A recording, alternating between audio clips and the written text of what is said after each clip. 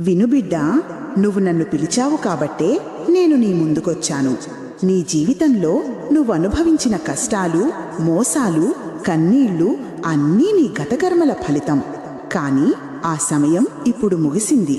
ఇక మీదట నీ భవితవ్యం నా చేతుల్లో ఉంటుంది. నీ జీవితంలో ఉన్న అడ్డంకులు తొలగిపోతాయి. నీకు నష్టం చేసేవాళ్లు దూరమవుతారు. నీ జీవితంలో మంచివాళ్లు వస్తారు.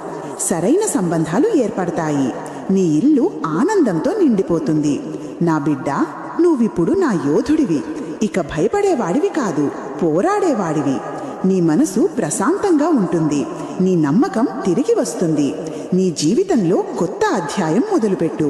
ఇక నీ ముఖంలో నా కాంతి ఉంటుంది. నీ మాటల్లో నా శక్తి ఉంటుంది. నువ్వు ఎక్కడికైనా వెళ్ళినా వెలుగు విరజిమ్ముతుంది. నీ విజయము ఖాయం. అమ్మను నేను ఉండగా చింత ఎందుకు?